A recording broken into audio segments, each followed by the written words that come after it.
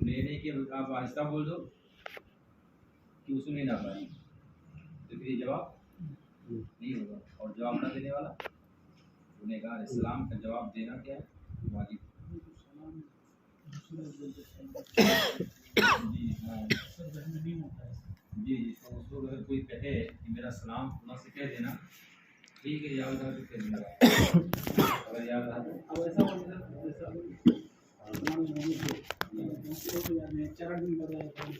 ہاں تو کون سے کہہ دیجیے گا اس لیے کہ وہ امانت رہتی ہے وہ سب ہو گیا. اس کا میں نے کہیں پڑھا اپنے امام نے کہیں اتنی بڑی اچھی وضاحت کی ہے کہ اسی صورت میں آدمی بھی بول نہیں سیدھا کہ میرا مجھے یاد نہیں رہتا ہے اس لیے مجھے ذمہ داری مت دیجیے آپ.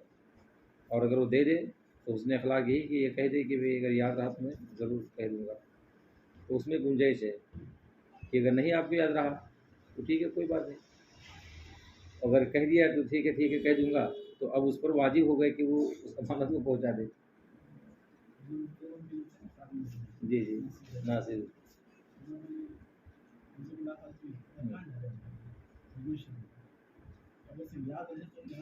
یہی بولتے ہیں کہ یاد جی ہاں تو کہنے والا بھی کہ اگر یاد رہے تو فقیر کا سلام پیش کر دینا یہ بھی سب سے اچھا طریقہ ہے. وہ سرکار مفتی اعظم کی پابردہ سے تربیت یافتہ سے بزرگوں کی صحبت دیکھیے بہت بھاری چیز ہوتی ہے. آج جی ہاں یاد رہا تو سب سے اچھا طریقہ وہی ہے. اور اگر کہہ دے وہ تو اب دیکھیے انہوں نے کہہ دیا اگر یاد رہا تو اب آپ کی کوئی ذمہ داری ہی نہیں. آپ کی کوئی ذمہ داری اگر کوئی ایسے ڈائریکٹ آپ سے کہہ دے کہ حضرت صاحب جا رہے ہیں میرا بھی سلام کر دیے گا تو اب آپ کہہ دیں اگر یاد رہا تو کہہ دوں گا تو بچت ہے اس کے اندر. سامنے والا ہی اگر کہہ دے کہ اگر یاد ہے تو کہہ دینا تو اب آپ پر کوئی ضروری نہیں جواب دینے کے لیے. ٹھیک ہے آپ نے سن لیا یاد ہے تو کہہ دیں گے نہیں یاد ہے کوئی بات نہیں. اگر کسی نے ایسے ڈائریکٹ آپ کو کہہ دیا کہ میرا سلام کہہ دینا تو اگر آپ وہاں جانے کے بعد اگر آپ کو یاد ہے تو اب وہی بول دینا چاہیے سامنے کہ اگر یاد رہا تو میں کہہ دوں گا. سب سے اہم اور مین چیز کیا ہے جو بزرگوں کی صحبت ہوتی ہے اس سے بڑا فائدہ ہوتا ہے. مسائل کہیں پڑھا جاتا ہے سنا جاتا ہے اور کہیں دیکھ کر کے سیکھا جاتا ہے کہ بھئی جیسے ہم بڑوں کی بارگاہ میں بیٹھے ہیں وہ کیسے بول رہے ہیں آنے والے کو جواب کیسے دیتے ہیں ان کی گفتگو کیسے ہوتی ہے. اس سے بھی بہت بڑا فائدہ ہوتا ہے. آدمی آج وجہ اس کی رہتی ہے کہ آدمی لکھ پڑھ کر کے بہت بڑا عالم دین بن جاتا ہے مگر جو بزرگوں کی صحبت نہیں پاتا ہے تو کہیں نہ کہیں وہ پھسل جاتا ہے کہیں نہ کہیں. اور جب آدمی جب صحبت پاتا ہے تو اس کی صحبت کہیں نہ کہیں تو اس کو پھسلنے سے بچا لیتی ہے کہ وہ اگر بولنے والا بھی ہوگا نا تو اب اس کی صحبت کیا رہے وہ تو حضرت کے پاس میں نے ایسا سنا تھا میں نے ویسا سنا تھا. ان سب چیزوں کا فائدہ ہوتا ہے.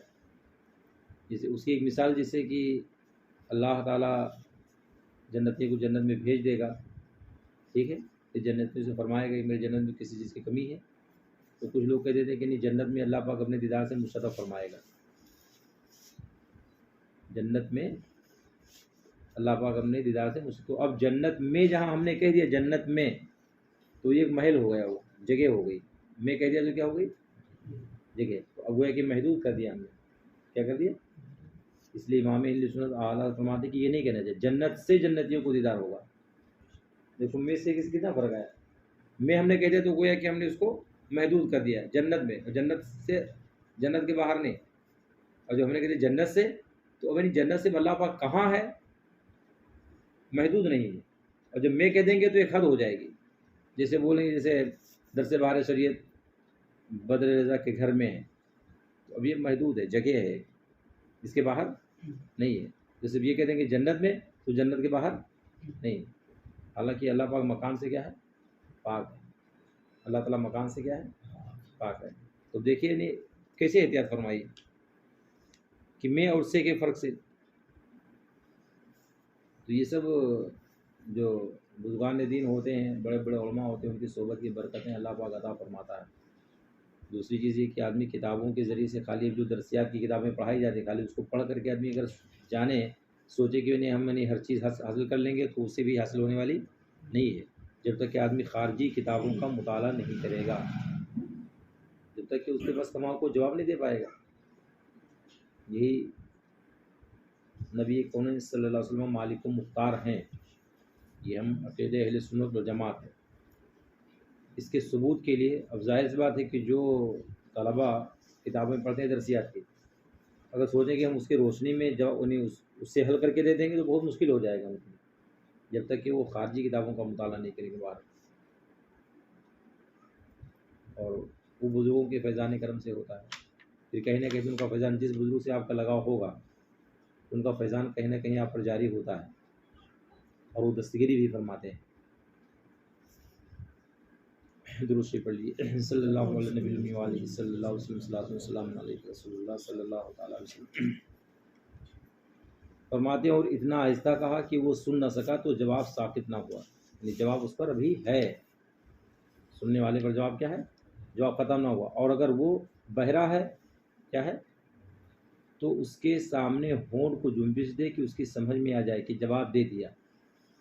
بہرا کیا بولے کہ کیسے جواب دے گا، ہونٹ کو جنبش دے، بہرا نہیں، بہرے کے سامنے، بہرے نے آپ کو سلام کیا، کس نے سلام کیا، بہرے نے آپ کو سلام کیا، اب آپ جواب دیں گے تو بیچارہ بہرا ہے تو سن نہیں پائے گا وہ، تو اب آپ اپنے ہونٹ کے انداز سے ایسے جواب دیں کہ وہ یہ سمجھ لے کہ ہاں انہوں نے ہمارے سلام کا جواب دے دیا ہے، ٹھیک ہے۔ چھینک کے جواب میں یہی حکم ہے، چھینک کے جواب میں بھی کہ اگر چھینک آ جائے تو الحمدللہ کہنا چاہیے، اور اگر کسی نے الحمدللہ کہہ لیا اور آپ اس کے سامنے موجود ہیں تو آپ پر کیا ہے، یہ رحمۃ اللہ آپ کو کہنا چاہیے، کیا کہنا چاہیے۔ اب اگر سامنے والا بہرا ہے، نہ سن پائے آپ کا جواب، تو آپ کے ہونٹ ویسے ہلنے چاہیے کہ سامنے والا سمجھے کہ اس نے جواب دے دیا ہے۔ جی ہاں، تو یہ رحمک اللہ کہا جائے گا، یہ رحمک اللہ کاف نیچے زیر پا جائے گا، وہ مونس کے لیے ہے، کا اگر لگائیں گے تو مذکر کے لیے ہے، ٹھیک ہے، اور کی لگا دیں گے تو مونس کے لیے، یہ رحمک اللہ۔ ایسے کھانا کھانے کے جیسے عورت نے کہا کھانا کھا لیجیے تو بارک اللہ مردوں کے لیے بارک اللہ کہا جائے گا، کیا کہیں، ہاں بارک اللہ، نکاح کے نیچے زیر پڑھ دیں گے بس بارک اللہ ہو جائے گا۔ یہ سمجھ میں آ گیا نا مسئلہ کہ سلام کیسے کرنا چاہیے، کہ سامنے والا آپ کی بات اب سلام کو سن لے، اور جواب بھی کیسے دینا چاہیے کہ سلام کرنے والا آپ کے جواب کو سن لے۔ سمجھ میں آیا۔ انگلی یا ہتھیلی سے سلام کرنا ممنوع ہے، انگلی ہتھیلی سے سلام کرنا کیا ہے، ہاں ہمارے گھر میں چھوٹے بچوں کو ایسے یہی سکھایا تھا، سلام کرو تو وہ نہیں ایسے ایسے کرتے ہیں، کیونکہ ان کو سکھایا جاتا ہے، یہ غلط طریقہ ہے، یہ نہیں سکھانا چاہیے بچوں کو، اس لیے کہ یہی بچے جب بڑھیں گے تو وہی ہاتھ اس لیے کہ بچپن سے ان کی تربیت جاتی ہے، اور بچپن سے جب ہم اس کے خلاف ہوں گے، ہم کو سکھائیں گے ہی نہیں وہ شریر کے خلاف کام، تو جواب دیں گے نہیں دیں گے۔ اس لیے اپنے بچوں کو یاد رکھنا چاہیے کہ ان کو بچپن سے ہی اچھی تربیت دیں آپ، سلام وغیرہ کے معاملے میں بالکل وہ نہ کریں، اور خاص طور سے وضو وغیرہ کے معاملے میں کبھی کبھار گھر پہ وضو کیا کریں، جب بچے گھر میں رہا کریں تو وہ دیکھیں گے آپ کے وضو کو، یہاں ابا ایسے وضو کرتے تھے، تو بچے بھی ویسے کرنے کی کوشش کریں گے، سمجھے۔ اور ہمارے یہاں دیکھیں مدینہ مسجد جو بچے پہنچتے ہیں تو ان جیسے بچے کہاں سیکھیں گے، ان جیسے بچے جو آئے ہیں تو کہاں سے ہیں بیچارے، اب ظاہر بات ہے جو دیکھتے ہیں ویسے کریں گے، تو ان سارے بچوں کے سامنے بھی، اس لیے تو میں کبھی کبھار نہیں تھوڑا سخت لہجے میں بول دیتا ہوں کہ کچھ لوگ نماز میں بہت سستی کرتے ہیں اور جان بوجھ کر کے نماز غلط پڑھتے ہیں، تو میرے کہنے مطلب ہے کہ آپ بھائی مسجد میں پڑھ رہے ہو، جان بوجھ کر کے نماز آپ غلط پڑھتے ہو، تو جو آنے والی جو نسل پیڑھی ہے وہ آپ کو دیکھ کر کے کہیں وہی غلط طریقہ ان کے اس میں بیٹھ گیا تو ذمہ دار کون ہوگا۔ اس لیے ہر حتی الممکن کوشش یہ ہونی چاہیے کہ اپنے جو آنے والی نسل ہے ان کے لیے ہم اس طریقے سے رہیں وہاں پہ، اس طریقے سے ہم حرکات و سکنات کریں کہ ہمارے بچوں پہ اس کا غلط اثر نہیں پڑنا چاہیے، اور جب ہم بچپن سے غلط اثر ڈالیں گے تو جوانی کے بعد میں کہاں چھوٹے گی، بہت مشکل ہوتا ہے، بہت مشکل ہوتا ہے چھڑانا۔ میں دیکھ رہا ہوں جیسے بھی جو بہت سارے غلط طریقے جیسے رائج ہے، کتابیں کھول کھول کر کے دکھا دیا جاتا ہے کہ دیکھو کتاب میں یہ لکھا ہے، کتاب میں یہ لکھا ہے، کتاب میں یہ لکھا ہے، اس کے باوجود بھی کیسے ہوتا ہے، ایک دن مدینہ مسجد میں نماز پڑھ کے میں نکلا، میں جا رہا تھا باہر، ایک صاحب تھے وضو کر رہے تھے، وہی طریقہ بستر سے والا پانی پورا نہیں کر کے اپنا، میں نے کہا بھائی آپ ایسا کیوں کہہ رہے ہو، بولے تو کیسے کرنا چاہیے؟ انہوں نے بتایا کہ طریقہ اس کا ہے کہ جو فرمایا کہ یہاں انگلیوں کے سرے سے اور کوہنے تو پانی کی دھار بہنی چاہیے، تو ایسے کریں گے تو دھار کہاں بہ رہی ہے؟ وہ تو پانی آپ کے ہاتھ سے لگتا ہوا ہے، پھر یہاں لگتا ہوا، پھر لگتا ہوا، پھر یہاں آتا ہے، وہی پانی لگتا ہوا آ رہا ہے۔ اور جب آپ نیا پانی لیں گے تو ہر جگہ آپ کا پانی نیا پہنچے گا، ہر حصے پر۔ ان کو میں نے بتایا، یعنی تعجب یہ ہے کہ یعنی معلوم ہے اور اس کے وجود بھی عمل نہیں، عمل کیا اس کے خلاف، اور یہ طریقہ غلط ہے۔ تو ہتھیلی یا انگلی سے سلام کرنا کیا ہے؟ ممنوع ہے۔ حدیث میں فرمایا کہ انگلیوں سے سلام کرنا یہودیوں کا طریقہ ہے، ایسے جو بولتے ہیں اسے، یہ کس کا طریقہ ہے؟ یہودیوں کا۔ اور ہتھیلی سے اشارہ کرنا نصارہ کا طریقہ ہے، کس کا طریقہ ہے؟ نصارہ یہودی جانتے ہو؟ جانتے ہو؟ عیسائیوں کو بولتے ہیں نصارہ، کس کو بولتے ہیں؟ عیسائیوں کو کیا بولتے ہیں؟ نصارہ۔ اور یہودیوں کو یہودی ہی بولا جاتا ہے۔ جو بنی اسرائیل تھے، حضرت موسیٰ علیہ السلام کے ماننے کا دعویٰ کرتے ہیں، جیسے اسرائیل جو ہے نا، یہ کون ہے؟ یہودی ہے، کیا ہے؟ ہاں۔ اور جو امریکہ والا ہے، یہ عیسائی ہے، نصارہ۔ یہ سب مل کر کے ایک ہی ہیں، یہ سب مل کر کے کیا ہے؟ مگر ان میں سے سب سے زیادہ خطرناک یہی یہودی ہے۔ اسرائیل جو ہے نا، یہ سب سے زیادہ خطرناک کون ہے؟ یہودی ہے۔ اور یہ دل کے بڑے سخت ہوتے ہیں، یہودی دل کے بہت سخت ہوتے ہیں۔ قرآن نے ان کے دل کی سختی کو بیان فرمایا پہلے پارے کے اندر کہ بڑے سخت ہوتے ہیں۔ ابھی دیکھیے اسرائیل میں جیسے چھوٹے چھوٹے بچے، یعنی زیادہ تر تعداد شہید ہونے والوں میں سے بچوں کی ہے، مگر ذرہ برابر نہیں رحم، اتنے بڑے بے رحم دل ہیں یہ کہ چھوٹے چھوٹے بچے بیچارے کیا کہتے ہیں، حملے میں سب تباہ و برباد ہو رہے ہیں، ہلاک ہو رہے ہیں، مگر ان کو کچھ بھی فرق نہیں پڑتا ہے۔ اللہ تعالیٰ مسلمانوں کا شرازہ ایسا بکھرا ہوا ہے، ایسا بکھرا ہوا، بتائیے کہ آج پوری 54 ملک والے یعنی تماشا دیکھ رہے ہیں بیٹھے ہوئے، اور یہ نہیں ہو پا رہا ہے کہ نہیں ہم لوگ مل کر کے کوشش کریں گے، اقوام متحدہ پہ وہ دباؤ ڈالیں، یا بولتے بھی ہم اقوام متحدہ سے ہم برطرفی کر رہے ہیں، کیا فائدہ ہے؟ جو فالتو میں اقوام متحدہ ہم اس کو بن گئے تو کیا سیوک راشٹر بولتے ہیں؟ جی ہاں، اقوام متحدہ کو کیا بولتے ہیں؟ سیوک راشٹر بولتے ہیں۔ کیا اس کا ممبر بن کر کے کون سا فائدہ ہو رہا ہے؟ جی ہاں، وہ نہیں کچھ نہیں سن رہا ہے، وہ خالی چپ ایک فالتو میں خالی بنا لیا ہے کہ کہیں اگر مسلمانوں کی کوئی بات ہے تو ان کو دبایا جائے، اور باقی ہم لوگ کھلے طور پر ننگا ناچ ڈالیں، کچھ بھی کریں۔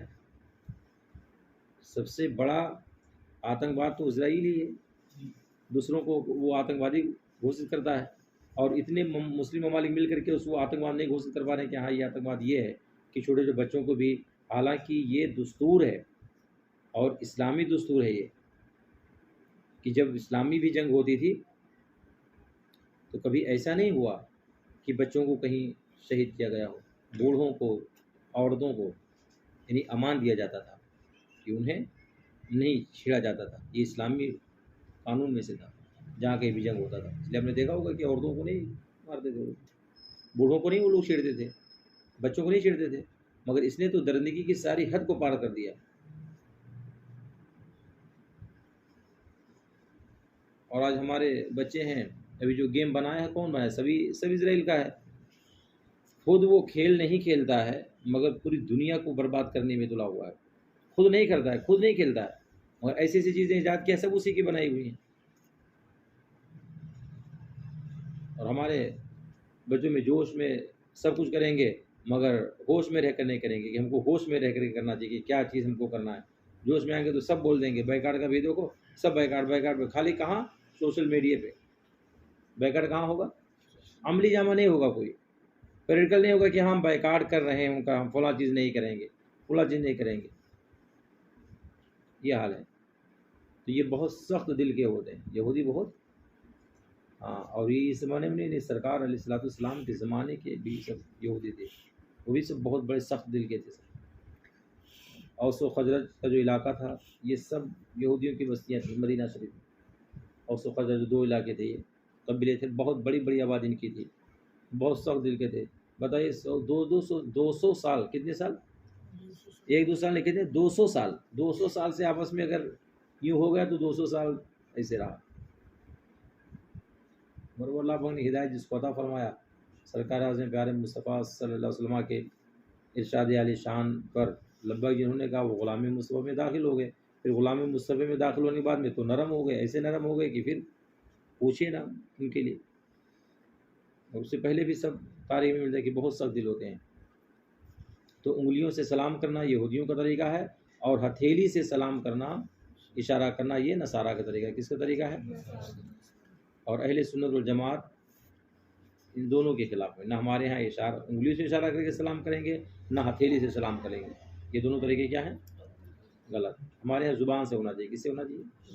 اور کیسے ہونا چاہیے کہ سامنے والا آپ کے سلام کو سنے اور جواب دینے والا بھی جواب دے, تاکہ سلام کرنے والے کو پتہ چل جائے. بعض لوگ سلام کے جواب میں ہاتھ یا سر سے اشارہ کر دیتے ہیں, بلکہ بعض صرف آنکھوں کے اشارہ سے جواب دیتے ہیں. یوں جواب نہیں ہوا, ان کو منہ سے جواب دینا واجب ہے. منہ سے جواب دینا کیا ہے؟ بعض لوگ سلام کرتے وقت جھک بھی جاتے ہیں. یہ جھکنا اگر حد رکوع تک ہو تو حرام ہے, اور اس سے کم ہو تو مکروہ ہے. جھکنا نہیں چاہیے سلام کرتے ہوئے. ٹھیک ہے. اس زمانہ میں کئی طرح کے سلام لوگوں نے ایجاد کر لیے ہیں. ان میں سے سب سے برا یہ ہے کہ بعض لوگ کہتے ہیں بندگی. کیا کہتے ہیں؟ پہلے بولتے تھے لوگ ایسا. کیا بولتے تھے؟ سلام کی جگہ کیا بولتے تھے؟ بندگی بولتے تھے. یہ لفظ ہرگز نہ کہا جائے. بعض لوگ آداب عرض کرتے ہیں. کیا کہتے ہیں؟ ہاں, اگرچہ اس میں اتنی برائی نہیں مگر سنت کے خلاف ہے. کیا یہ؟ ہاں. بعض لوگ تسلیم یا تسلیمات عرض کرتے ہیں. اس کو سلام کہا جا سکتا ہے کہ یہ سلام ہی کے معنی میں تسلیم یا سلام یا تسلیمات جو کہتے ہیں. بعض کہتے ہیں سلام, اس کو بھی سلام کہا جا سکتا ہے. قرآن مجید میں ہے کہ ملائکہ جب ابراہیم علیہ السلام کی خدمت میں حاضر ہوئے فقالوا سلاما, انہوں نے آ کر سلام کہا. اس کے جواب میں حضرت ابراہیم علیہ السلام نے بھی سلام کہا. یعنی اگر کسی نے کہا سلام تو سلام کہہ دینے سے جواب ہو جائے گا. بعض لوگ اس قسم کے ہیں کہ وہ خود تو کیا سلام کریں گے. اگر ان کو سلام کیا جاتا تو بگڑتے ہیں. یعنی خود سلام بھی نہیں کرتے ہیں, اگر کوئی کر لے بھی سلام تو ناراض ہو جاتے ہیں. ایسے بعض بوڑھے ہوتے تھے جو بہت چڑھتے تھے, ہاں سلام ہی کیوں کیا. اور اتنے لوگ تھے میرے کو کیوں سلام کیا. ابھی ایسا بھی ہوتا ہے کہ 2-4 لوگ کھڑے ہوئے ہیں, اگر آپ سلام کر لیجیے اس کو دیکھ کر کے, تو میرے ہی کو دیکھ کر کیوں سلام کیا. تو ایک سب جہالت کیا ہے. کہتے ہیں کہ کیا ہمیں برابر کا سمجھ لیا ہے. یعنی کوئی غریب آدمی سلام مسنون کرے تو وہ اپنی کثر شان سمجھتے ہیں. اللہ کیا سمجھتے ہیں؟ ہاں, کوئی غریب آدمی اگر سلام کر لیا تو سمجھتے ہیں تو میری شان اس کے اندر گھٹ گئی, تو غریب نہیں سلام کر رہا ہے, امیر ہی لوگ سلام کر رہے ہیں. یہ طریقہ کیا ہے؟ ہاں. حضرت سراقہ رضی اللہ تعالیٰ عنہ جب مشرف اسلام ہوئے تو کیونکہ سرکار کا زمانہ آپ نے کم پایا تھا, تو مدینہ شریف آپ چلے گئے. پھر تو سرکار کی بارگاہ میں رہنے لگے. سرکار کی بارگاہ میں رہنے لگے تو خود سرکار سے عرض کرتے سرکار ہم کو تعلیم سکھائیے, سرکار ہم کو. ایک مرتبہ سرکار نے فرمایا سراقہ کیا میں تم کو جہنمی اور جنتی کا فرق نہ بتا دوں. سرکار نے کیا فرمایا, اے سراقہ کیا تمہیں جہنمی اور جنتیوں کی پہچان نہ بتا دوں. حضرت سراقہ نے عرض کیا یا رسول اللہ بتا دیجیے. سرکار نے فرمایا کہ دیکھو تند خو ہونا, کیا فرمایا, اور اکڑ کر کے چلنا اور تکبر کرنا یہ جہنمیوں کی نشانی. اللہ کیا فرمایا, تند خو سے مراد بد مزاج. تند خو سے مزاج کیا ہوتا ہے, معنی کیا ہوتا ہے؟ ہاں, کوئی اگر آیا آپ کے پاس یہ رکو ابھی بعد میں آنا, روک دیں. یہ جیسے دیکھا دروازے ارے نہ دیکھے ٹائم نہ سے ہم چلے آئے, ایسے لوگ بولتے ہیں کہ نہیں بولتے تھے. تو اب یہ کیا ہے, تند خو ہے, یہ بد مزاجی اس کو بولتے ہیں. اس کو کیا بولتے ہیں, کوئی آپ کے پاس آپ کا بھائی آئے تو آپ کو خوش مزاج ہونا چاہیے اور اللہ کا شکر ادا کرنا چاہیے کہ آپ کا بھائی کوئی آپ سے ملنے کے لیے آئے. ٹھیک ہے. اور اکڑ کر کے چلنا کہ میں نے اللہ پاک نے اگر کوئی نماز ہے تو اتنے اکڑ کر کے چلو کہ لگتا ہے کہ وہ آپ کے سامنے کوئی ہی نہیں. اور تکبر غرور و گھمنڈ, تو یہ تینوں چیزیں کس کی نشانیاں ہیں؟ جہنمیوں کی. اور سرکار نے فرمایا تھے سراقہ سے, اے سراقہ جنتیوں کی پہچان یہ ہے کہ وہ کمزور ہوتے ہیں. سبحان اللہ. کیا فرمایا, جنتیوں کی نشانی کیا فرمایا کہ کمزور چلتے ہیں. وہ جب چلتے ہیں کمزور ہوتے ہیں, جب چلتے ہیں تو ان کے چلنے سے ان کے انداز سے کیا لگتا ہے کہ اپنے آپ کو بہت کمزور سمجھتے ہیں, بہت ضعیف سمجھتے ہیں. سمجھ میں آیا؟ اور یہ ایک حدیث پاک یہ بھی ہے کہ سرکار علیہ الصلوۃ والسلام نے ارشاد فرمایا بدل اسلام بالغربا، کیا فرمایا؟ بدل الاسلام بالغربا، کہ اسلام یہ غریبوں سے پھیلا ہے۔ اسلام کس سے پھیلا ہے؟ اور ان قریب سیرجع الی الغربا، اور ان قریب غریبوں کی طرف لوٹ جائے گا۔ فطوبی للغربا، تو خوشخبری ہو غریبوں کے لیے۔ سرکار نے کیا فرمایا؟ وہ غریبوں کے لیے، اور وہی غریب لوگوں کے بارے میں سرکار نے فرمایا کہ وہ جنتی ہوتے ہیں۔ کیا فرمایا؟ ہاں، جنتی ہوتے ہیں۔ پہلے بھی یہی تھا کہ سرکار اسلام کی بارگاہ میں سب سے پہلے کون اسلام لایا؟ حضرت خباب کون تھے؟ حضرت یاسر بن عمار کون تھے؟ حضرت بلال حبشی کون تھے؟ حضرت صہیب رومی کون تھے؟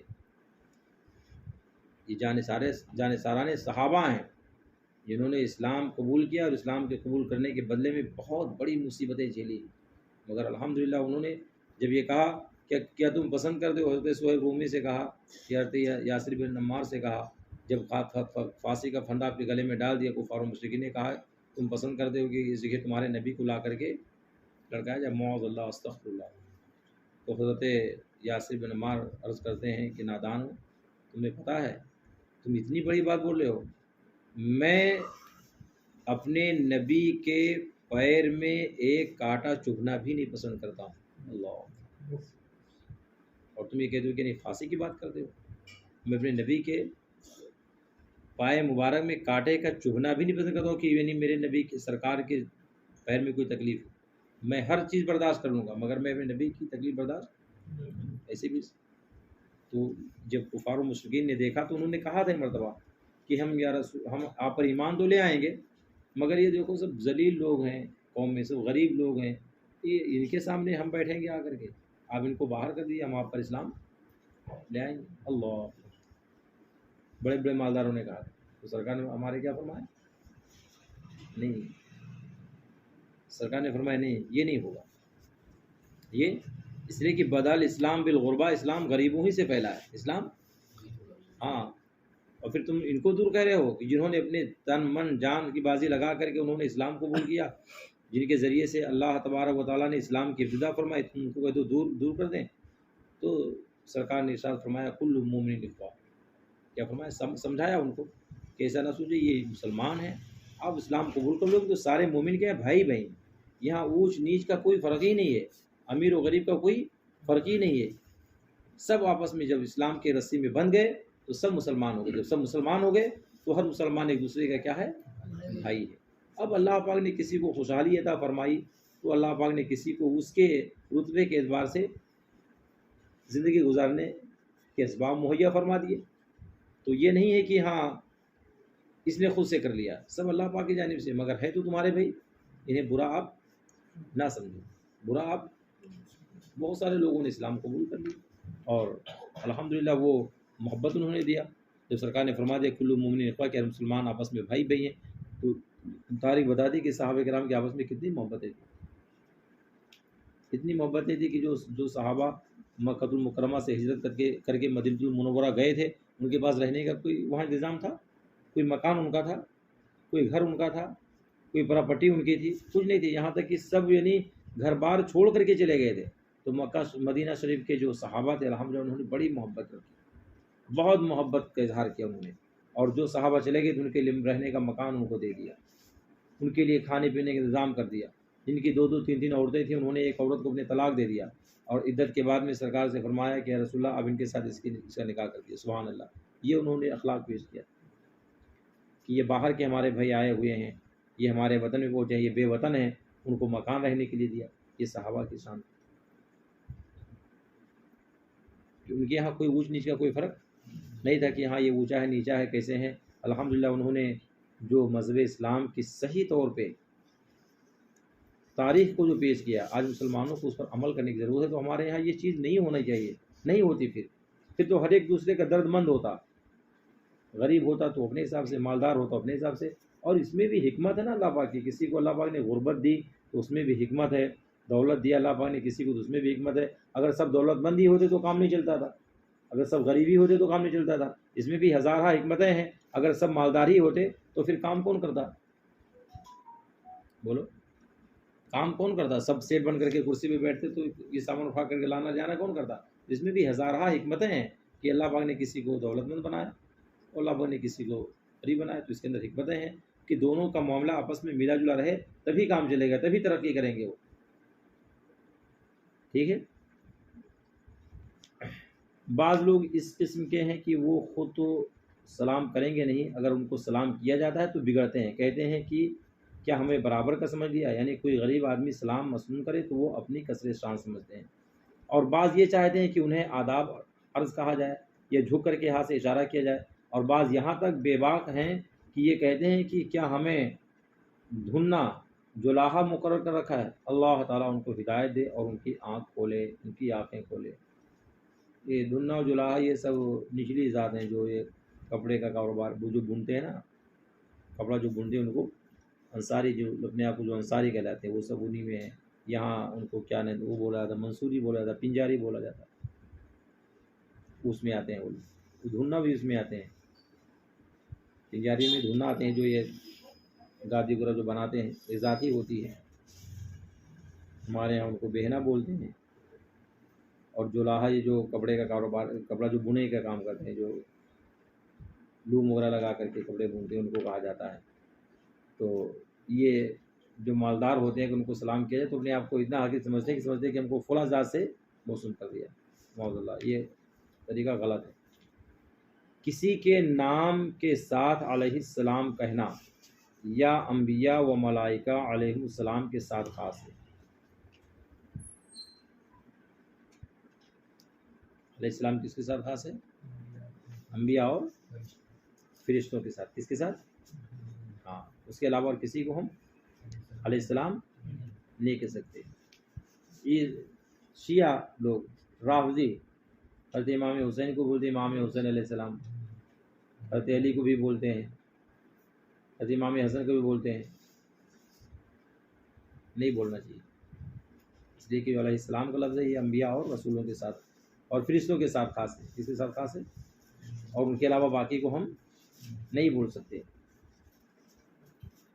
مثلا موسیٰ علیہ السلام، عیسیٰ علیہ السلام، جبریل علیہ السلام نبی اور فرشتہ کے سوا کسی دوسرے کے نام کے ساتھ یوں نہ کہا جائے. علیہ السلام کا ان کو موصول نکلا جائے. اکثر جگہ یہ طریقہ ہے کہ چھوٹا جب بڑے کو سلام کرتا ہے تو وہ جواب میں کہتا ہے جیتے رہو. کیا بولتے ہیں؟ یعنی جب سلام کریں گے تو نہیں بولیں گے وعلیکم السلام، کیا کہیں گے؟ جیتے رہو، یہ بولیں گے خوش رہو. ٹھیک ہے. فرماتے ہیں یہ سلام کا جواب نہیں ہے، اسلام کا جواب، بلکہ یہ جواب جاہلیت میں کفار دیا کرتے تھے. کون دیتے تھے؟ وہ کہتے تھے حیاک اللہ. کیا کہتے تھے؟ جیسے ہمارے بولتے حیا کرو بولتے کہ نہیں بولتے ہیں؟ وہی بات آ رہی ہے. حیاک اللہ کون کہلواتے تھے جی؟ وہ کہتے تھے حیاک اللہ.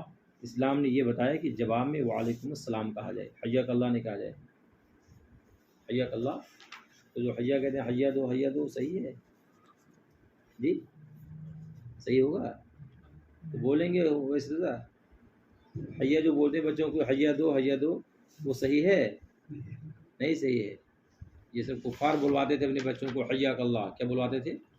اور حیاک اللہ کا معنی ہے کہ اللہ تمہیں زندگی دے. کیا ہے؟ تو یہ جواب نہیں ہے، دعا ہے. کیا ہے؟ جواب یہ نہیں ہے، جواب دینا چاہیے. سلام کرنے والے کو کا جواب دینا چاہیے، یا سلام کرنے والا بھی سلام کرے تو السلام علیکم کہنا چاہیے، حیاک اللہ. ہاں، بعد میں دعا دینا ہو تو کہہ دے آدمی، تو الگ بات ہے. مصافحہ اور معانقہ اور بوس و قیام کا بیان. امام احمد اور ترمذی اور ابن ماجہ نے براء بن عازب رضی اللہ تعالیٰ عنہ سے روایت کی کہ نبی کریم صلی اللہ تعالیٰ علیہ وسلم نے فرمایا جب دو مسلمان مل کر مصافحہ کرتے ہیں. کتنے لوگ؟ کتنے مسلمان مصافحہ کرتے ہیں؟ آپ بھی کرتے ہیں کہ نہیں کرتے ہیں؟ کس سے کرتے ہو جی؟ دوستوں سے کرتے ہو نا؟ ہاں چلو ٹھیک ہے. آپ کرتے ہو کسی سے جی؟ تو کیا فائدہ اس کا ہے؟ مصافحہ کرنے کا کیا فائدہ ہے؟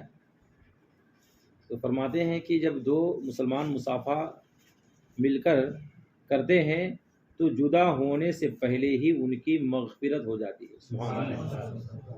کیا ہو جاتی ہے؟ یعنی اللہ پاک ان کو بخش دیتا ہے. تو کیسے؟ فارمیلٹی والا مصافحہ. جی سنت مصطفیٰ کیا ہونی چاہیے؟ ہاں کہ میرے آقا مصافہ فرماتے تھے، ویسے مصافہ ہونے فارمیلٹی نہیں کہ جو مل گئے تو یعنی چاروں ناچار، مجبوری والا نہیں، خوشی والا ہونا چاہیے. اور ایک مسلمان دوسرے مسلمان سے جب مصافہ کرے تو مسکراہٹ کے الفاظ ہونے چاہیے، اس کے چہرے سے ایسا محسوس نہ ہو کہ بہت یعنی تکلیف میں ہے، وہ تکلیف میں آ گیا، نہیں، پھر وہ مطلب نہیں ہوگا. ٹھیک ہے. اور ابو داؤد کی روایت میں ہے جب دو مسلمان ملیں اور مصافحہ کریں اور اللہ عز و جل کی حمد کریں اور استغفار کریں تو دونوں کی مغفرت ہو جائے گی، دونوں کی.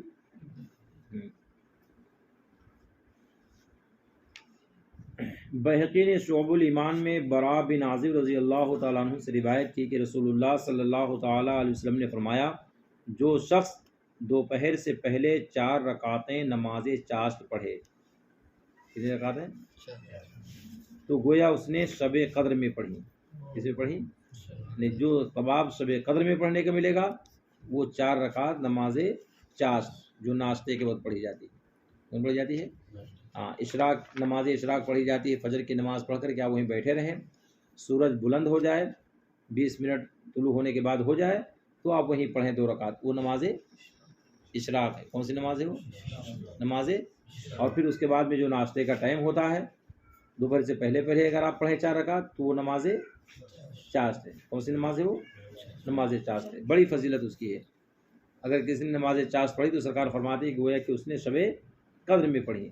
اور 2 مسلمان مصافحہ کریں تو کوئی گناہ باقی نہیں رہے گا مگر جھڑ جائے گا. سبحان اللہ. 2 مسلمان جب مصافحہ کرتے ہیں تو ان کے بدن سے گناہوں کو اللہ پاک دور فرما دیتا ہے.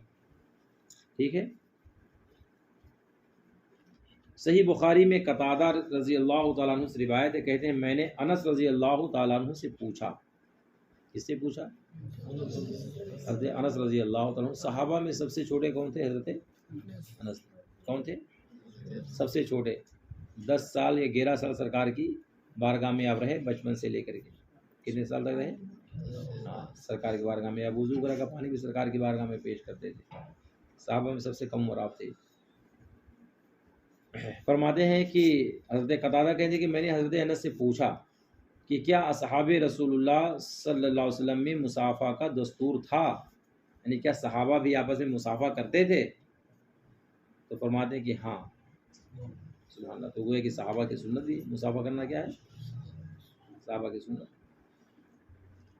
اور اب حال کیا ہے کہ یعنی اللہ کی پناہ لوگ ملتے ہیں نوجوان بچے تو معاذ اللہ کہیں گے تو یعنی ماں بہن پہ بھی گالی دیتے ہیں، وہ سب ہنستے رہتے ہیں.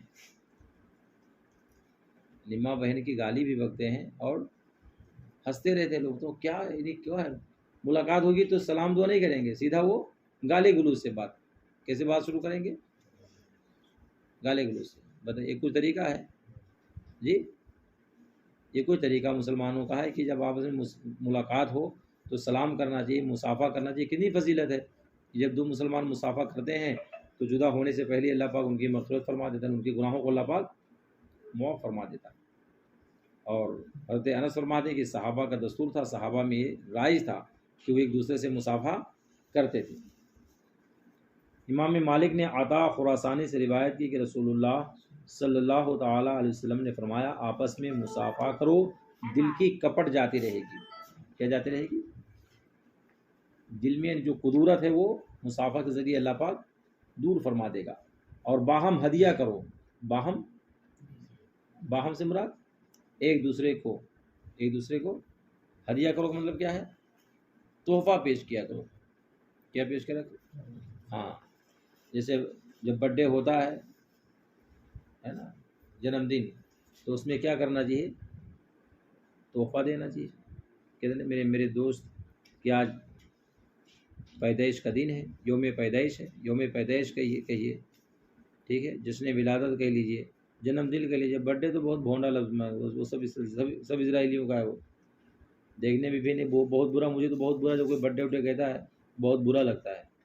نہیں پسند کرتا ہوں کبھی بھی برتھ ڈے. جنم دن کہیے تو ٹھیک ہے، ہم لوگ ہندوستانی تو ہماری زبان ہے، اور اس سے بہتر ہے کہ جشن ولادت کہیے یا یوم پیدائش کہہ لیجیے. آپ کیا کہہ لیجیے؟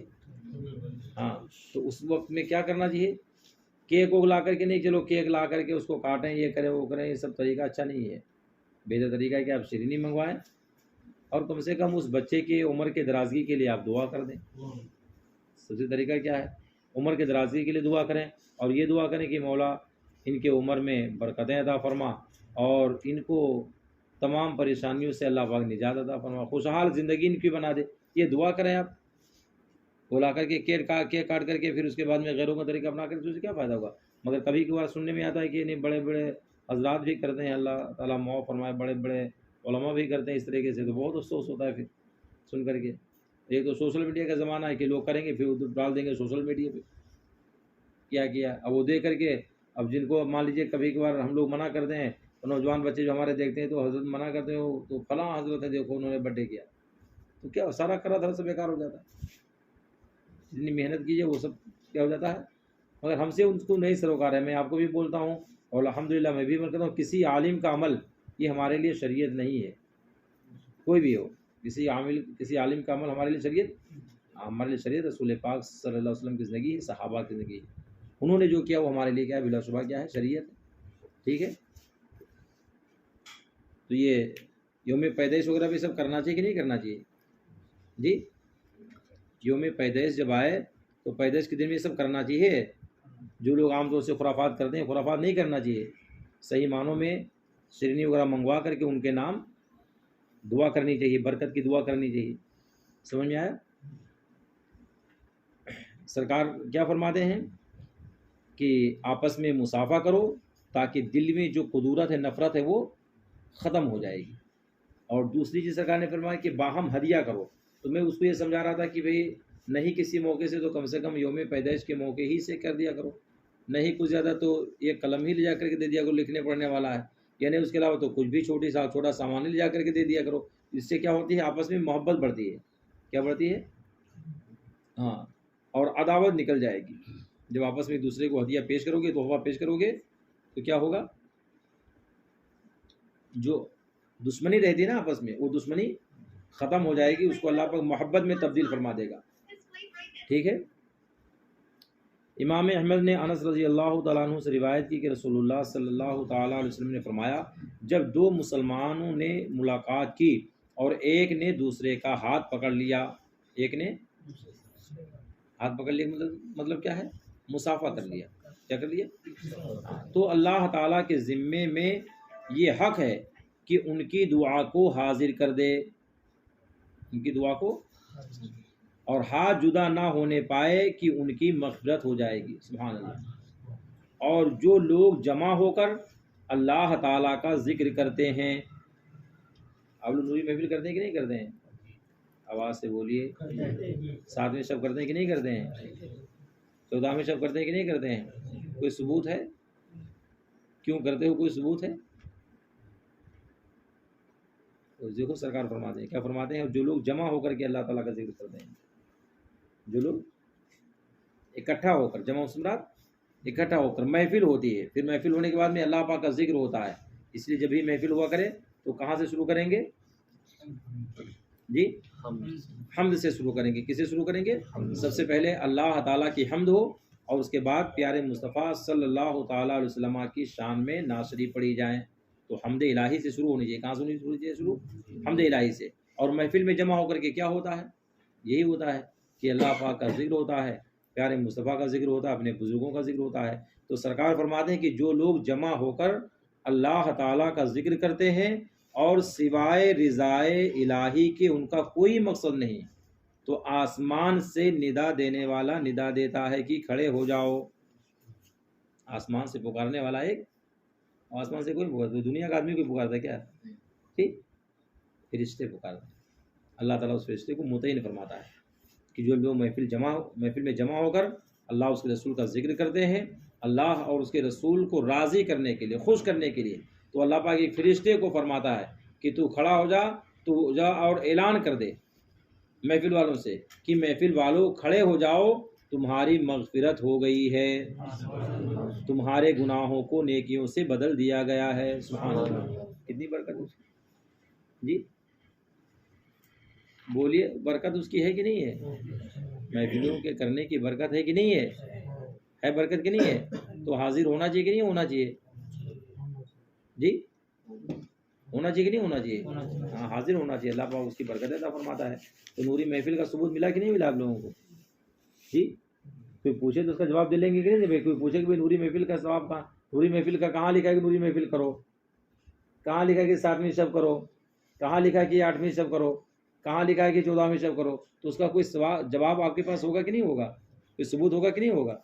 کیا دلیل ہوگی، کیا ثبوت ہوگا؟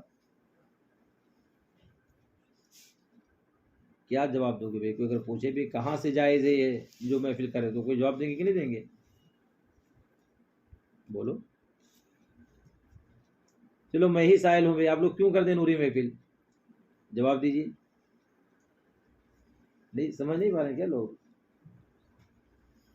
جی اب لوگ نہیں سمجھ پا رہے میں کیا کہہ رہا ہوں؟ بدر نہیں سمجھ پا رہے؟ بات ہو نہیں بیٹا، وہ تو بلا شبہ اللہ پاک برکت عطا فرماتا ہے۔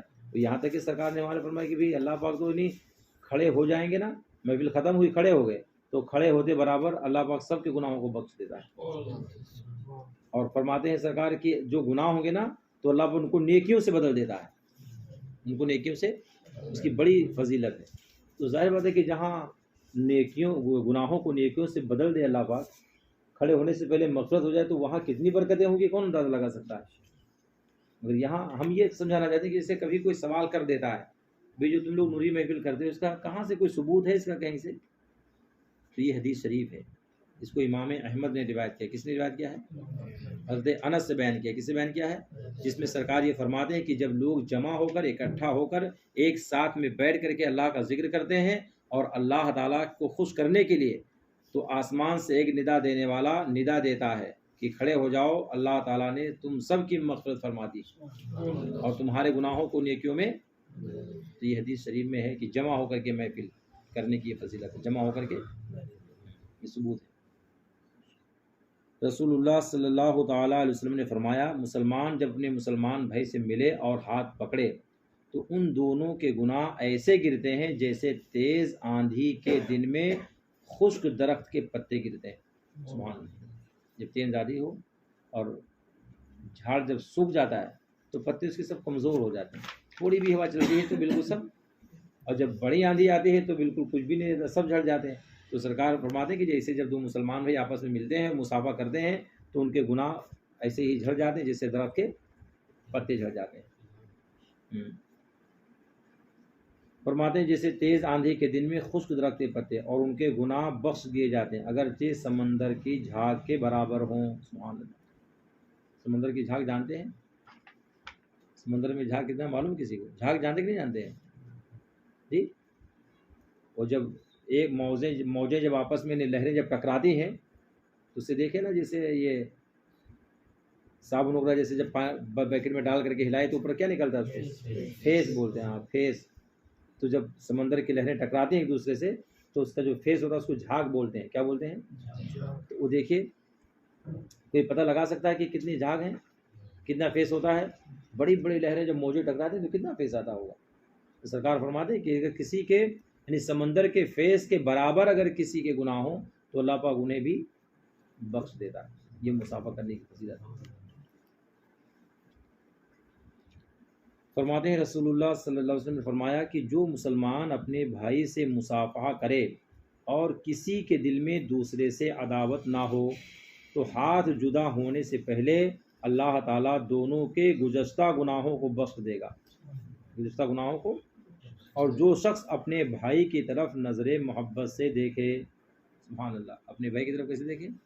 محبت کی نظر سے دیکھے۔ کیسے دیکھے؟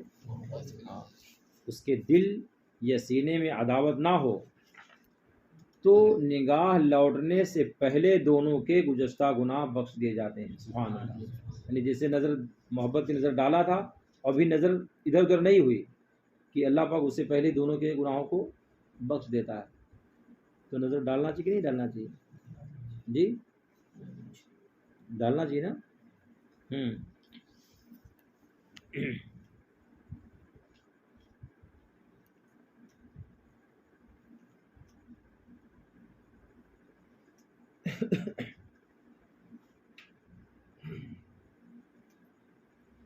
اب یعنی معانقہ کی بھی حدیث شریف سماعت فرما لیں، کس سے معانقہ کرتے ہیں کہ نہیں، ایک دوسرے سے گلے ملنا، ٹھیک ہے۔ ترمذی نے انس رضی اللہ تعالیٰ عنہ سے روایت کی، ایک شخص نے عرض کیا یا رسول اللہ صلی اللہ علیہ وسلم، کوئی شخص اپنے بھائی یا دوست سے ملاقات کرے تو کیا اس کے لیے جھک جائے؟ فرمایا نہیں۔ اس نے کہا تو کیا اس سے چپٹ جائے اور بوسہ لے؟ فرمایا نہیں۔ اس نے کہا تو کیا اس کا ہاتھ پکڑ کر مصافحہ کرے؟ فرمایا ہاں، فرمایا یعنی ہاں مصافحہ کرے۔ تو یہاں چپٹ جانے سے سرکار نے منع فرمایا، چپٹ جانے سے سرکار نے کیا فرمایا؟ ابو داؤد کی حدیث میں ایک شخص نے ابو ذر سے پوچھا کیا تم لوگ جب حضور اقدس صلی اللہ علیہ وسلم سے ملتے تھے تو حضور تم سے مصافحہ کرتے تھے؟ انہوں نے کہا میں نے جب کبھی ملاقات کی حضور سے تو حضور نے مصافحہ کیا۔ ایک دن حضور صلی اللہ علیہ وسلم نے آدمی بھیجا، میں گھر پر موجود نہ تھا، جب آیا تو مجھے مطلع کیا گیا، میں حاضر ہوا، اس وقت حضور اقدس صلی اللہ علیہ وسلم تخت پر بیٹھے تھے، مجھے چپٹا لیا۔ تو یہ خوب ہی اچھا تھا، خوب اچھا تھا، یہ سرکار کے بارے میں سرکار نے ان کو اپنے چمٹا لیا۔ ایسے ہوتا ہے محبت میں، جیسے اپنے دوست کو لوگ چمٹا لیتے ہیں، یہ جائز ہے، ٹھیک ہے۔ صحیح بخاری اور مسلم میں ابو ہریرہ رضی اللہ تعالیٰ عنہ سے مروی کہتے ہیں میں رسول اللہ صلی اللہ تعالیٰ علیہ وسلم کے ساتھ حضرت فاطمہ الزہرا رضی اللہ تعالیٰ عنہ کے گھر گیا۔ کس کے گھر گئے؟ آواز سے بولیے۔ ہاں، خاتون جنت کے گھر گئے۔ کہاں گئے؟ ساتھ میں کون تھے؟ حضرت ابو ہریرہ تھے۔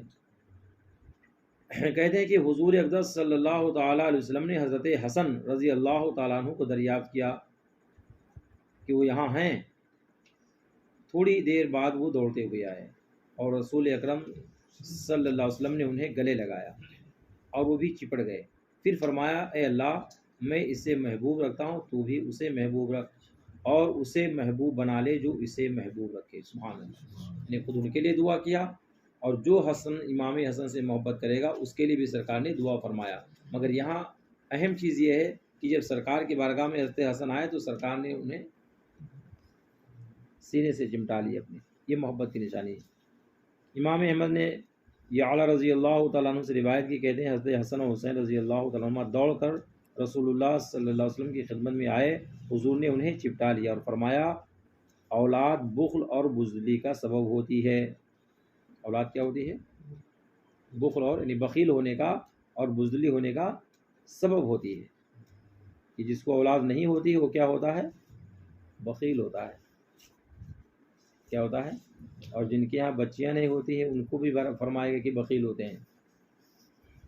جن کے گھر میں بچیاں ہوتی ہیں وہ بخیل نہیں ہوتے، اس لیے کہ بچیوں ہی کو دینا رہتا ہے۔ جب گھر سے آئیں گی آس لگا کر آتے ہیں کہ ابا کے گھر جانا ہے، امی کے گھر جانا ہے، تو کچھ ابا عنایت کریں گے، کچھ امی عنایت کریں گے، ہے نا۔ یہ آس ہوتی ہے بہنوں کو بچیوں کو، سمجھ رہے کہ نہیں سمجھ رہے؟ ہاں، تو جب بہنیں یا جب بچیاں جب گھروں میں آیا کریں، آج نعیم صاحب سن رہے کہ نہیں سن رہے ہیں جی؟ بچہ جب گھروں میں آیا، آواز سے بولیے، بچہ جب گھروں میں آیا نہیں سن رہے ہیں، غور سے آپ نہیں سن رہے ہیں بھائی۔ بچیاں ہاں، بچے نہیں بچیاں، ہاں بہنیں یا بیٹیاں یا بہنیں جب گھر میں آیا کریں تو انہیں کچھ نہ کچھ دینا چاہیے۔ جب وہ جائیں تو کچھ پیسے ان کی ضرورت کے مطابق کہ ہماری بچی کو کس چیز کی ضرورت ہے، کوئی سامان ہے کہ اس کے گھر میں نہیں ہے تو آپ اس کو دے دیں، یا کچھ پیسہ اس کو، وہ خوش ہوتی ہیں اور ان کا خوش ہونا ہی ہمارے لیے دعا ہے۔ ان کا خوش ہونا یہ کیا ہے؟ دعا ہے۔ تو جن کے گھروں میں بچیاں ہوتی ہیں، بیٹیاں ہوتی ہیں، بہنیں ہوتی ہیں، وہ بخیل نہیں ہوتے ہیں، وہ کنجوس نہیں ہوتے ہیں، اور جن کے نہیں ہوتی وہ بڑے کنجوس ہوتے ہیں، خرچ کرنے میں ان کی جان نکلتی ہے۔ اس لیے کہ جہاں خرچ کیا جائے گا ان کے گھر میں وہ ہے ہی نہیں تو خرچ کہاں کریں گے؟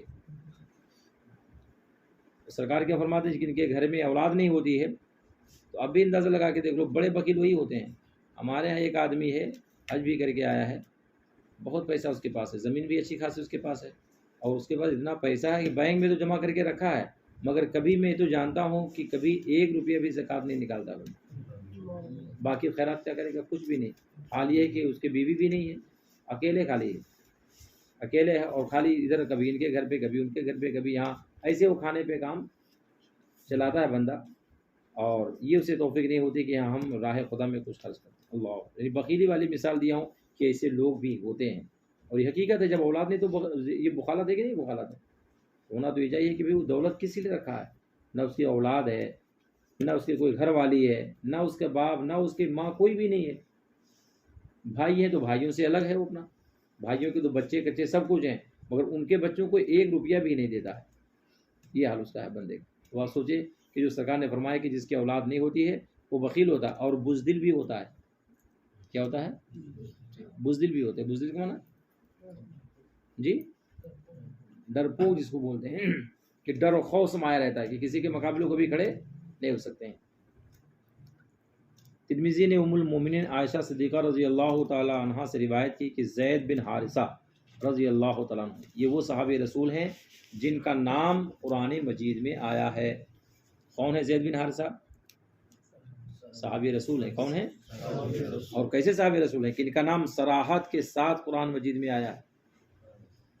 ان کا نام قرآن مجید میں صراحت کے ساتھ آیا ہے. جب مدینہ آئے، حضرت زید بن حارثہ کہاں ہے؟ مدینہ شریف آئے.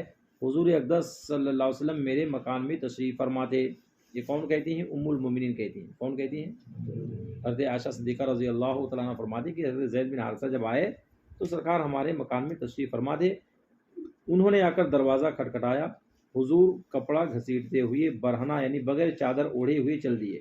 واللہ یعنی حضرت عائشہ فرماتی ہیں واللہ میں نے کبھی اس سے پہلے حضور کو برہنہ یعنی بغیر چادر اوڑھے کسی کے پاس جاتے نہیں دیکھا تھا. اللہ، یعنی کبھی سرکار بغیر چادر اوڑھے کسی کے پاس نہیں جاتے تھے، اور یہاں بغیر چادر اوڑھے ہوئے سرکار چلے گئے. فرماتے ہیں اور نہ اس کے بعد کبھی اس طرح دیکھا. اللہ اکبر. حضرت عائشہ کیا فرماتے ہیں؟ نہ تو کبھی اس سے پہلے دیکھا اور نہ تو کبھی اس کے بعد دیکھا، یعنی صرف حضرت زید بن حارثہ کے لیے دیکھا. اس کے لیے زید بن حارثہ کے لیے. فرماتے ہیں حضور نے انہیں گلے لگایا. سبحان اللہ. حضور نے انہیں اور بوسہ دیا. یہ محبت کی نشانی. حضور نے انہیں، ہاں یہی زید بن حارثہ تھے نا، غلام تھے سرکار کے. جب ان کے والدین کو معلوم ہوا کہ میرا لڑکا فلاں جگہ پر ہے، چلے آئے تھے گھر بار چھوڑ کر کے. سب بہت زمانے کے بعد میں آئے، پتہ لگا کہ وہاں ہیں، تو آئے سرکار کی بارگاہ میں. انہوں نے کہا کہ بھئی یہ میرا لڑکا ہے، آپ اس کو میرے پاس جانے کی اجازت دے دیجیے. تو سرکار نے فرمایا ٹھیک ہے، ان کے اختیار ہیں، یہ اگر جانا چاہیں تو لے جائیں. تو حضرت حارثہ نے کیا کہا تھا جی؟ کیا کہا تھا؟ تیرے قدموں میں پلے غیر کا، کیا کہتے تیرے، ہاں تیرے قدموں میں جو ہیں غیر کا منہ کیا دیکھیں، کون نظروں میں جچے دیکھ کے تلوا تیرا. تیرے ٹکڑوں پہ پلے غیر کی ٹھوکر پہ نہ ڈال یا رسول اللہ جھڑکیاں کھائیں کہاں چھوڑ کے. اس زمانے تک تو آپ کی بارگاہ میں حاضر رہا، آپ کے بارگاہ سے فیض پاتا رہا، اب آپ مجھے اپنے یہاں سے آپ دور کر رہے ہیں. اللہ. وہ حضرت زید بن حارثہ تھی. یہی حضرت زید بن حارثہ کے نکاح میں حضرت زینب تھی. کون تھی؟ آپ کو معلوم ہے، واقعہ معلوم ہے، یہ حدیث شریف معلوم ہے آپ لوگوں کو؟ حضرت زینب کس کے نکاح میں تھی؟ سرکار کی ازواج مطہرات میں سے حضرت زینب وہ ہیں جن کا نکاح اللہ پاک نے عرش اعظم پہ فرمایا ہے. کہاں فرمایا ہے؟ وہ حضرت زینب انہی کے نکاح میں تھی، حضرت زید کے نکاح میں تھی. کس کے نکاح میں تھی؟ ہاں کمینے اسی پر اعتراض کرتے ہیں وہاں بھی، کیا نام ہے یہ مستشرقین اور بہت سارے ہندو لوگ، مگر وہ ان کا سب یہ من گڑھت ہے. الحمدللہ جو ہمارے آقا نے کیا وہ سب بہتر ہے، کسی کو اس میں بولنے کی کوئی گنجائش نہیں ہے. حضرت اسید بن حضیر رضی اللہ تعالیٰ عنہ سے روایت کی کہ ایک انصاری شخص جن کی طبیعت میں مزاح تھا، جن کی طبیعت میں کیا تھا؟ مزاح سے مراد یعنی ایسی گفتگو کرتے تھے کہ لوگوں کو ہنسی آ جاتی تھی. گفتگو کا انداز کیسے ہوتا تھا کہ لوگ ہنس پڑتے تھے. فرماتے وہ باتیں کر رہے تھے اور لوگوں کو ہنسا رہے تھے. نبی کریم صلی اللہ علیہ وسلم نے ایک لکڑی سے ان کی کمر میں کونچ دیا. کونچنا جانتے ہو اسے؟ ہاں. انہوں نے حضور صلی اللہ علیہ وسلم سے عرض کی مجھے اس کا بدلہ دیجیے. یہ بھی دیکھیے کیا شان ہے. سرکار نے انہیں اسے کوچا تو کہتے میں بھی بدلہ لوں گا. سبحان اللہ. بھی تو کون کہہ سکتا ہے, اور کتنی بڑی بارگاہ تھی سرکار کی. مگر یہ سب کیا فرماتے ہیں اس کو,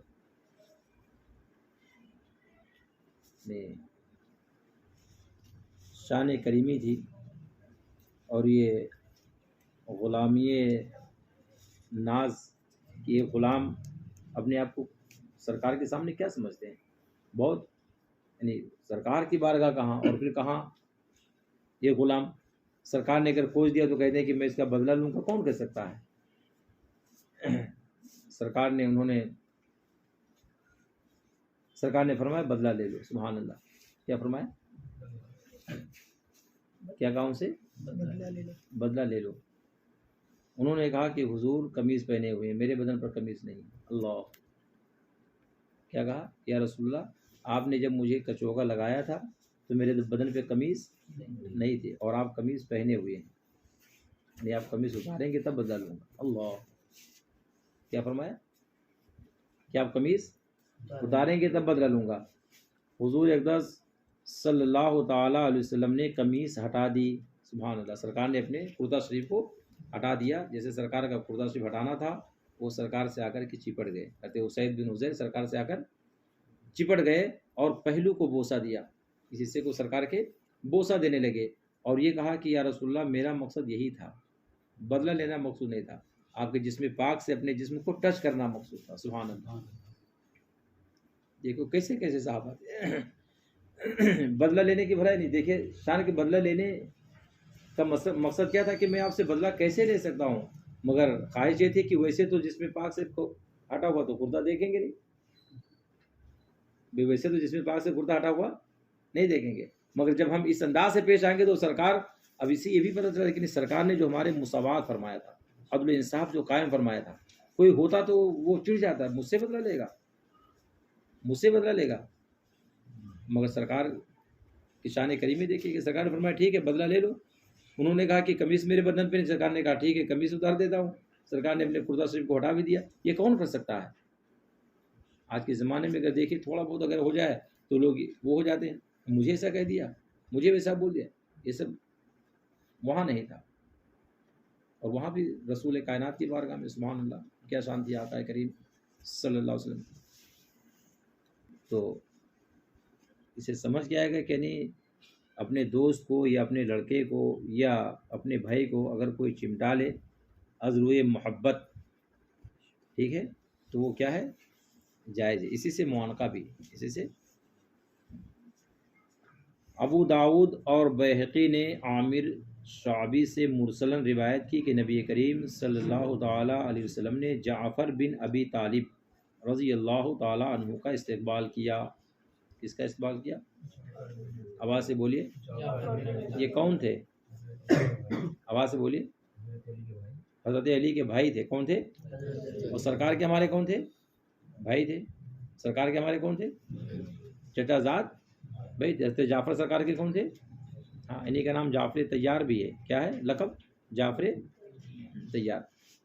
فرماتے ہیں کہ سرکار نے حضرت جعفر بن ابی طالب کا استقبال کیا اور ان سے معانقہ فرمایا اور دونوں آنکھوں کے درمیان میں بوسہ دیا. سبحان اللہ. تو معانقہ کو ثبوت ملا کہ نہیں ملا؟ وہاں بھی اس پر بھی اعتراض کرتے ہیں. وہاں بھی معانقہ کرنے پر, نمازوں کے بعد سلام کرنے, مصافحہ کرنے پر, ان پر سب کیا کرتے ہیں؟ عید بقرعید کی نماز پڑھنے کے بعد مصافحہ معانقہ ہوتا ہے کہ نہیں ہوتا ہے؟ ان پر بھی وہابیہ کیا کرتے ہیں؟ اعتراض کرتے ہیں. وہ دلیل مانگتے ہیں کہ لاؤ دلیل میں کہاں لکھا ہے. یہ ابو داؤد شریف کی حدیث ہے. کس کی حدیث ہے؟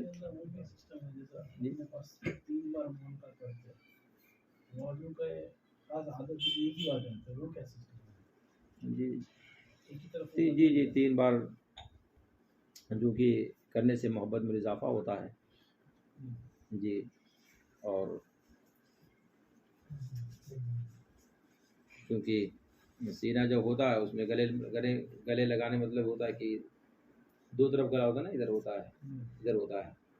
تو اب پتہ نہیں سرکار نے کون سی کدھر لگایا ہو, تو دونوں جانے ہم لوگ لگاتے ہیں کہ جدھر لگایا ادھر سے سرکار کی سنت ادا ہو جائے گی. اور 3 مرتبہ اس لیے کر دیتے ہیں کہ طاق ہو جائے گا. کیا ہو جائے گا؟ اور اللہ تعالیٰ طاق چیز کو پسند فرماتا ہے. ان اللہ یحب التیامن فی کل شیء. حتی فی التناول والترجل، اللہ پاک ہر چیز میں طاق چیزوں کو پسند فرماتا ہے، ٹھیک ہے؟ تو طاق ہم لوگ اس لیے کرتے ہیں، تو ایک تو اللہ پاک کی بارگاہ میں پسند ہے، ٹھیک ہے، اور خود اللہ پاک طاق اور طاق چیز کو پسند فرماتا ہے، اور دو اس وجہ سے کر دیتے ہیں کہ سرکار نے جو معانقہ کیا تو دونوں طرف کا ہو جائے گا، کہ ادھر سے کیا تو ادھر کی سنت، ادھر سے کیا تو ادھر کی سنت ادا ہو جائے گی۔ یعنی یہ میرے ذہن میں جواب اس کا آ رہا ہے، اور حدیث پاک میں اس کا ذکر میں نے نہیں پڑھا، میری نظر سے نہیں گزرا، اس لیے میں نے اس کا جواب یہ دیا ہے، اور اس سے اچھا کوئی جواب اگر ملے گا تو میں آپ لوگوں کو بتاؤں گا انشاءاللہ تعالی، ٹھیک ہے۔ ابو داؤد نے زرعہ رضی اللہ تعالیٰ عنہ سے روایت کی کہ جب قبیلے عبد القیس کا وفد حضور اقدس صلی اللہ علیہ وسلم کی خدمت میں آیا، یہ بھی اس وفد میں تھے، ابو زرع بھی تھے۔ یہ کہتے ہیں جب ہم مدینہ میں پہنچے، اپنی منزلوں سے جلدی جلدی حضور کی خدمت میں حاضر ہوتے اور حضور کے دستے مبارک اور پائے مبارک کو بوسہ دیتے، سبحان اللہ، یعنی ہاتھ کو چومنا اور پیر کو بوسہ دینا، یہ بھی کیا ہے؟ ثابت ہے۔ ام المومنین حضرت عائشہ صدیقہ رضی اللہ تعالیٰ عنہ کی روایت ہے کہ حضرت فاطمہ رضی اللہ تعالیٰ عنہ جب حضور کی خدمت میں حاضر ہوتی تو حضور ان کی طرف کھڑے ہو جاتے، سبحان اللہ۔ کون کھڑا ہوتا تھا؟ آواز سے بولیے، آواز سے بولیے۔ ہاں، آج لوگ اس خواہش میں رہتے ہیں کہ اگر بیٹی آئے یا بہن آئے تو ہم بیٹھے رہیں، کیوں کھڑے ہوں، وہ خود ہی آ رہی ہیں، مگر سبحان اللہ دیکھو سرکار کی شان کریمی پر کتنا رحم فرماتے تھے۔ حضرت خاتون جنت شہزادی تھی سرکار کی نا، جب آتی تھی تو سرکار استقبال میں کھڑے ہو جاتے تھے، سبحان اللہ۔ حضرت حلیمہ سعدیہ جب سرکار کی بارگاہ میں آتی، سرکار کی دودھ پلائی ماں ہیں، کون ہے؟ رضائی ماں، دودھ پلائی ماں کو رضاعی ماں کہتے ہیں عربی میں۔ جب حضرت حلیمہ رضی اللہ تعالیٰ عنہ سرکار کی بارگاہ میں حاضر ہوتی تھی تو سرکار کھڑے ہو جاتے تھے ان کے لیے، سبحان اللہ، کیا ہوتے تھے؟ کھڑے ہو جاتے تھے، اور کھڑے ہونے کے بعد میں اپنی چادر مبارک کو بچھا دیتے، اپنی چادر مبارک کو، اور اس پہ حضرت حلیمہ رضی اللہ تعالیٰ عنہ سرکار بٹھاتے تھے، سبحان اللہ۔ آپ اپنی ماؤں کی اسے خدمت کرو، اپنے گھر میں اپنی امی کی ایسے ہی تعظیم کرو کہ اگر آپ کے کمرے میں آ جائیں تو انہیں کہ اب لیٹے ہوئے ہیں بستر پہ تو لیٹے ہوئے ہیں بالکل، اب ابو آ رہے ہیں تو کوئی بات نہیں، امی بھی آ رہے ہیں کوئی بات نہیں، نہیں، آپ جس حالت میں ہو اس حالت میں نہیں رہنا چاہیے، ادب آپ کے بدن سے ظاہر ہونا چاہیے کہ ہاں میری ماں آ رہے ہیں، اٹھ جانا چاہیے، اب کھڑے ہو جانا چاہیے۔ اب سمجھ میں آ رہا ہے کہ نہیں آ رہا ہے؟ ہمارے نوجوان بچوں کو سمجھ میں آ رہا ہے؟ آپ کے پاس جب کبھی اگر آپ بیٹھے ہوئے ہوں، اگر آپ کے والد صاحب پہنچ جائیں یا آپ کی امی آ جائیں تو آپ کو کیا کرنا چاہیے؟ زور سے بولو بھائی، جی کھڑے ہونا چاہیے نا ادب کے ساتھ میں، کہ بیٹھے رہنا چاہیے؟ ہاں، الحمدللہ یہ میرے آقا رسول پاک صلی اللہ علیہ وسلم کی سنت ہے کہ اپنی شہزادی کی آمد پہ کھڑے ہو رہے ہیں، اور آپ اپنی امی جان کی آمد پہ نہیں کھڑے ہو پا رہے ہیں، تعجب ہے کہ نہیں تعجب ہے؟ جی، اب وہ بچے جو اپنے ماں باپ کو جھڑکی دیتے ہوں گے وہ بیچارے کیا کھڑے ہوں گے؟ جو جھڑکیاں دیتے ہیں اور غلط باتیں کرتے ہیں، بلند آواز سے اپنے ماں باپ سے باتیں کرتے ہیں، تو میں تو نہیں سمجھتا ہوں کہ وہ بیچارے کھڑے، وہ کہاں کھڑے ہو پائیں گے بھائی؟ جب وہ ہڑکی لیتے ہیں اپنے ماں باپ کو، ہڑکے میں لے لیتے ہیں، اونچی آواز میں ان سے باتیں کرتے ہیں، تو وہ کیا کھڑے ہوں گے؟ نہیں کھڑے ہوں گے وہ۔ مگر یاد رکھو بیٹا یہ طریقے کیا ہیں؟ غلط، اس سے آپ کامیاب نہیں ہو پاؤ۔ حضرت عائشہ فرماتی ہیں کہ جب حضرت خاتون جنت حاضر خدمت ہوتی تھی تو سرکار ان کی طرف کھڑے ہو جاتے تھے اور ان کا ہاتھ پکڑتے تھے۔ سرکار کیا کرتے تھے؟ حضرت خاتون جنت کا ہاتھ پکڑتے تھے اور پھر اپنی جگہ اور ان کو بوسہ دیتے تھے، سبحان اللہ۔ سرکار انہیں بوسہ دیتے اور اپنی جگہ بٹھاتے تھے، کہاں بٹھاتے تھے؟ اپنی جگہ بٹھاتے تھے، اور جب حضور ان کے ہاں تشریف لے جاتے تو وہ کھڑی ہو جاتی تھیں، سبحان اللہ۔ یہ بھی شان ہے کہ اب سرکار جب ان کے گھر میں جا رہے ہیں تو ابا کو دے کر کے وہ بھی کھڑی ہو جاتی اور حضور کا ہاتھ پکڑ لیتی اور بوسہ دیتی اور اپنی جگہ بٹھاتی تھی، سبحان اللہ۔ ہماری ماں بہنوں کو اسے ہونا چاہیے، کتنی محبت اللہ باپ کہ اگر باپ گھر میں جائے اور جب دیکھیں کہ ہمارے ابا حضور آ رہے ہیں تو کھڑی ہو جائیں، ان کے ہاتھ کو بوسہ دیں اور ان کو اپنی جگہ بٹھائیں، تو ایک باپ کے دل سے کتنی دعائیں اپنی بیٹی کے لیے نکلے گی کہ نہیں نکلیں گی؟ پھر وہ بیٹیاں الحمدللہ دنیا میں بھی کامیاب رہیں گی اور آخرت میں بھی کامیاب رہیں گی۔ یہ سرکار کی حدیث سے پتہ چلتا ہے، سمجھ میں آیا؟ کہاں پتہ چلتا ہے؟ سرکار کی حدیث پاک سے پتہ چلتا ہے، اور ہم مسلمانوں کو بھی اسی پر عمل کرنا چاہیے. سمجھ رہے کہ نہیں سمجھ رہے؟ ہاں. اور ایک حدیث شریف اور سنا دیتا ہوں تاکہ بات یہیں پہ ختم ہو، پھر آگے بڑھا جائے گا انشاءاللہ. اس کے بعد حضرت ام حبیبہ کا نام بھی سنا ہوگا آپ لوگوں نے. حضرت ام حبیبہ کا نام سنا کہ نہیں سنا؟ آواز سے بولو بھائی. سہیل میاں سنے ہو جی؟ قرآن سنے ہو؟ حضرت ام، آگے بڑھو. حضرت ام حبیبہ کون تھے؟ ام المومنین ہے. کون ہے؟ ہم مسلمانوں کی ماں ہیں. حضرت ام حبیبہ کون ہے؟ آواز سے بولیے. ام المومنین ہے. ام حبیبہ کون ہے؟ ہاں، رسول کائنات صلی اللہ علیہ وسلم کی زوجہ محترمہ ہیں. ہم مسلمانوں کی ماں ہیں. ان کے باپ ابو سفیان ہیں. حضرت ابو سفیان رضی اللہ عنہ. اس میں مسلمان نہیں ہوئے تھے، مکہ شریف میں رہتے تھے. کہاں رہتے تھے؟ اور حضرت ام حبیبہ کہاں رہتی تھی؟ مدینہ شریف. مدینہ شریف کہاں؟ ہاں. اب باپ اور بیٹی کا مسئلہ یہاں پہ دیکھو. یہاں بھی سرکار کی حدیث سے سنایا کہ جب سرکار کی بارگاہ میں حضرت خاتون جنت حاضر ہوتی تھی تو سرکار اٹھ کر کے کھڑے ہو جاتے تھے، ہاتھ کو بوسہ دیتے تھے اور اپنی جگہ پر بٹھاتے تھے. اور جب سرکار حضرت خاتون جنت کے گھر تشریف لے جاتے تو حضرت خاتون جنت بھی کھڑی ہو جاتی، سرکار کے ہاتھ کو بوسہ دیتی اور اپنی جگہ پر بٹھاتی تھی. یہ حدیث سے سمجھ میں آئی نا آپ لوگوں کے؟ ذہن میں حاضر ہے کہ نہیں حاضر ہے؟ اب یہاں دیکھو اس کے اپوزٹ کیا اس کے برخلاف ہے کہ حضرت ابو سفیان مکہ شریف سے مدینہ شریف گئے اپنی بیٹی حضرت ام حبیبہ سے ملاقات کے لیے. جب حضرت ام حبیبہ رضی اللہ تعالیٰ عنہ کی نظر پڑی کہ میرے والد آ رہے ہیں تو انہوں نے رسول کائنات صلی اللہ علیہ وسلم کا بستر پاک تھا الٹ دیا اس بستر کو. حضرت ابو سفیان پہنچے. بیٹی کے اس رویے کو دیکھ کر کے ان کو بہت تکلیف ہوئی. بیٹی کے اس رویے کو دیکھ کر انہیں، اور بیٹی سے کہا کہ بیٹی میں مکے سے میں آیا ہوں خالی تیری محبت کے لیے. اتنی دور سے میں آیا ہوں، پریشانی جھیل کر کے آیا ہوں، تیری محبت مجھے یہاں تک لائی، اور تیری محبت کا رویہ یہ ہے کہ تو نے مجھے دیکھا تو بستر الٹ دیا. بچیاں اپنے باپ کے لیے بستر کا انتظام کرتی، بستر بچھاتی ہیں کہ میرے ابا آ رہے ہیں بیٹھیں گے اس پہ،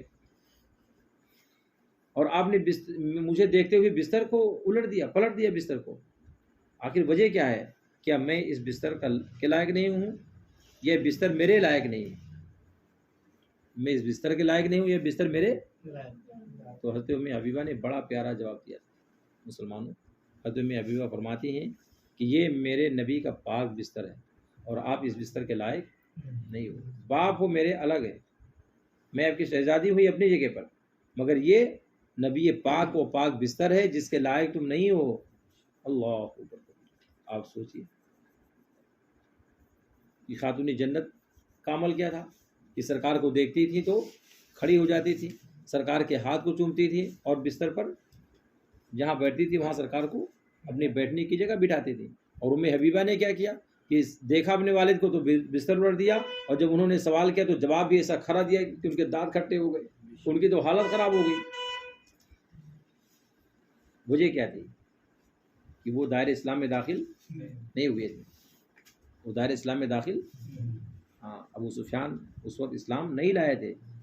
تو حضرت ام حبیبہ نے فرمایا کہ آپ پاک نہیں ہو، یہ رسول پاک کا پاک بستر ہے، اس پہ آپ نہیں بیٹھ سکتے. اللہ اکبر. حضرت ام حبیبہ نے اپنے اس پریکٹیکل کے ذریعے سے عملی جامہ پہناتے ہوئے کہ ہاں جو مسلمان نہیں ہیں ان کے ساتھ میں کیسا رویہ ہونا چاہیے، انہوں نے صاف ظاہر کر دیا کہ باپ یعنی دنیا کا کوئی عام رشتہ دار تو الگ بات ہے، اگر اپنا باپ بھی کوئی ہو تو رسول پاک کی محبت پر اس کی محبت کو بھی قربان کرنا پڑے گا. اور رسول پاک کے سامنے کسی کی کوئی تعظیم نہیں. یہ ثابت ہوگی نہیں ثابت ہوا جی؟ تو اب خاتون جنت کا عمل کیا تھا اور ام حبیبہ کا عمل کیا تھا؟ دونوں کا عمل اپنی جگہ پر شریعت مطہرہ کے مطابق تھا. حضرت خاتون جنت کا عمل ان مسلمان ماں اور بہنوں کے لیے ہے کہ جن کے گھر ان کے باپ آئیں اور جیسے نظر پڑے کہ میرے والد میرے گھر پہ آ رہے ہیں تو ان کو دیکھ کر کے اپنے والد کو فوراً کھڑی ہو جانا چاہیے، اپنے والد صاحب کے ہاتھ کو پکڑ کر کے بوسہ دینا چاہیے اور لا کر کے اپنی جگہ پہ بٹھانا چاہیے. یہ خاتون جنت کی سنت پہ عمل ہوگا. اور وہ گھر کہ اللہ نہ کرے کہ جن کے والدین یا جن کے باپ بد مذہب ہوں یا کافر ہوں، اگر وہ دیکھیں کہ ہمارا باپ گھر میں آ رہا ہے تو ان کو ام حبیبہ کی سنت پہ عمل کر کے حضرت ام حبیبہ کی سنت کو زندہ کر دینا چاہیے، کہ جیسے کہ ام المومن حضرت ام حبیبہ نے اپنے والد کو دیکھ کر کے رسول پاک کے بستر کو الٹ کر کے یہ ثابت کر دیا کہ جو رسول پاک کا نہیں وہ ہمارا نہیں ہو سکتا ہے۔ سمجھ میں آیا کہ نہیں آیا؟ یہ الحمدللہ ہمارے اسلاف صحابہ کرام کی زندگی سے پتہ چلتا ہے، اس پر عمل ہونا چاہیے۔ یہ نہیں کہ ہاں خالی نام سے خالی کام چلا لو، نام سے کام چلانے سے نہیں کام چلے گا، عملی جامہ اس کو پہنانا پڑے گا، اور عملی جامہ پہ جب آپ لوگ کھڑے اتریں گے تبھی آپ کامیاب ہوں گے اللہ اس کے رسول کی بارگاہ میں، تبھی آپ مقبول ہوں گے۔ اس لیے ضرورت اس بات کی ہے کہ جو آپ سنیں ان پر عمل کرنے کی کوشش کریں۔ یہ حدیث پاک ہے، ایک سے ایک اس کے اندر سرکار کی سیرت بیان ہو رہی کہ سرکار ہمارے کیسے کیا کرتے تھے، کیا نہیں کرتے تھے، ان سب چیزوں پہ عمل کرنے کی ضرورت ہے۔ اللہ پاک خیر کی توفیق عطا فرمائے۔ وآخر دعوانا ان الحمد للہ رب العالمین۔ استغفر اللہ ربی